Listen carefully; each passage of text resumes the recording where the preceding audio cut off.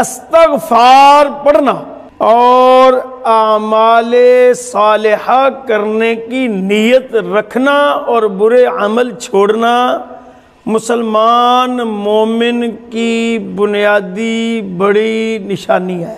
اور ایک مرتبہ استغفار کرنے سے 30 سال تک ایک روایت میں آتا ہے کہ فرشتے اس کے لیے دعائیں مغفرت کرتے رہتے ہیں۔ اور استغفار کرنا نجات کا ذریعہ ہے۔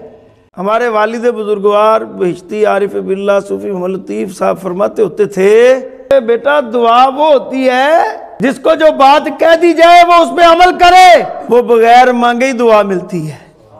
مجھے ایک بچے نے ایک میسج کیا کل رات، کہا جناب ہم کدھر جا رہے ہیں؟ میں نے کہا کیا ہوا؟ کہا یہ بات سنیں، عمران خان کی کوئی وائس کال تھی جس میں نازیبہ کلمات گفتگو جو زبان سے لینا نامناسب ہے، عملاً ہم خود بیرا روی کا شکار ہو تو پھر کیسے ریاست مدینہ کا نام استعمال کر کے قوم کو گمراہ کیا جائے۔ آج ہمیں اپنے اعمال کو صالح اور اچھا کرنے کی ضرورت ہے۔ استغفار پڑھنا اور اپنے گناہوں کی معافی مانگتے رہنا اور اعمال صالحہ کرنے کی نیت رکھنا اور برے عمل چھوڑنا مسلمان مومن کی بنیادی بڑی نشانی ہے۔ حضرت سری سکتی رحمت اللہ تعالی علیہ کے بارے میں منقول ہے کہ انہوں نے فرمایا کہ میں نے ایک مرتبہ الحمدللہ کہا تو 30 سال سے پھر میں کثرت کے ساتھ استغفار کر رہا ہوں۔ فرمایا کہ ایک مرتبہ بغداد میں آگ لگ گئی، یعنی سبب پوچھا کہ کیوں 30 سال سے استغفار کر رہے ہیں؟ تو فرمایا کہ بغداد میں آگ لگ گئی اور مکانات وغیرہ جل گئے۔ ایک شخص میرے سامنے آیا اور اس نے کہا کہ آپ کی دکان بچ گئی ہے۔ تو میں نے کہا الحمدللہ، بس میں نے 30 سال سے اپنے اس قول پر ندامت اختیار کرتے ہوئے کہ میں نے اپنے آپ کو محفوظ سمجھا اور نقصان سے بچتے رہنے کے لیے میں نے استغفار کو اپنا معمول بنا لیا۔ اور ایک مرتبہ استغفار کرنے سے 30 سال تک ایک روایت میں آتا ہے کہ فرشتے اس کے لیے دعائیں مغفرت کرتے رہتے ہیں۔ اور استغفار کرنا نجات کا ذریعہ ہے۔ اچھا آپ کو میں بتاتا ہوں سادہ بات، کیونکہ ہمیں وہ بات جلدی سمجھ آتی ہے جو ہمارے ساتھ منسلک ہوتی ہے۔ آپ کے پاس موبائل ہے اور اس موبائل پہ اکثر لوگوں نے پاسورڈ لگایا ہوتا ہے۔ آپ سے پوچھتا ہوں، آپ نے جواب دینا ہے، کیا صحیح پاسورڈ لگانے سے موبائل کھلتا ہے؟ بولو، صحیح پاسورڈ لگانے سے موبائل کھلتا ہے اور غلط پاسورڈ لگانے سے موبائل کھلے گا؟ تو کیا غلط اعمال والا جنت میں جائے گا؟ اس لیے ہمیں اپنے اعمال پر نظر ڈالنے کی ضرورت ہے۔ خواہ میں چھوٹے طبقے سے ہوں، درمیانے سے ہوں یا بڑے سے ہوں، اپنے اعمال پر ہمیں نگاہ رکھنی ہے، رکھنی ہوگی، رکھنی چاہیے، اس لیے کہ جب تک ہم اپنے اعمال کا خود محاسبہ نہیں کریں گے تو ہماری اصلاح ممکن نہیں ہے۔ تو ہمیں اپنی اصلاح کے لیے، اپنے اعمال کی درستگی کے لیے قرآن و سنت کے دامن کو پکڑ کر، اس کو سمجھ کر، اس پہ عمل کرنے کی کوشش کرتے رہنا چاہیے۔ آج ہمیں اپنی اصلاح کی ضرورت ہے۔ وہ اصلاح کا بہترین طریقہ یہ ہے، میں اکثر کہتا ہوں اپنے مجالس میں، پروگرامز میں، جہاں جہاں بیانات ہوتے ہیں، کہ آپ لوگ جو مسجد میں جاتے ہیں وہ یہ نہ سمجھے کہ نماز پڑھی اور بھاگ جائے۔ نماز پڑھنے کے بعد ٹائم دیا کرو، مسائل دینیہ ضرور پوچھا کرو، اپنے امام صاحب سے سلام بھی کیا کرو۔ تم کوئی مسئلہ نہیں بھی پوچھو گے نا، جب تم سلام کر کے جاؤ گے نا، جو برکتیں تمہارے ساتھ جائیں گی نا، وہ تمہیں بے شمار خرافات سے بچا لیں گی۔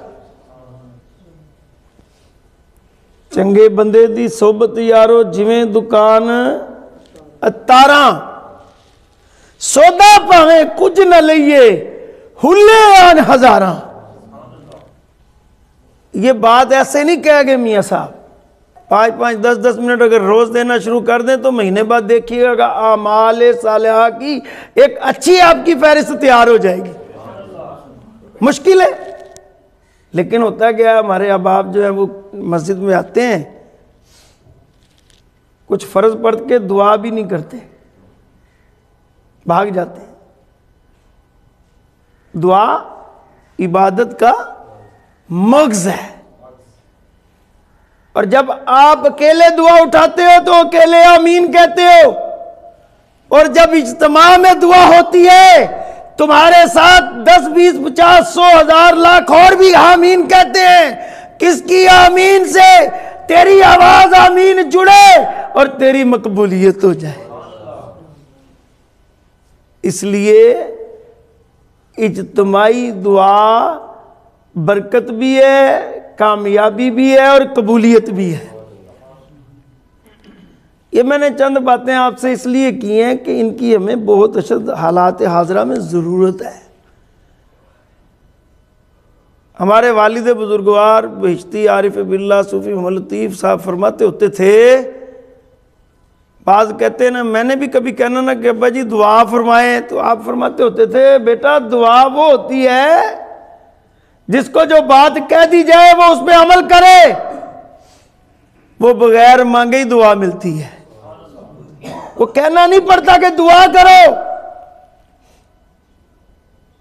آج ہم دعاؤں کے لیے مکہ اور مدینہ بھی جاتے ہیں، اور اپنے بزرگوں کے درگاہوں پر بھی جاتے ہیں، بڑے بڑے اچھے اچھے لوگوں کے پاس بھی جاتے ہیں۔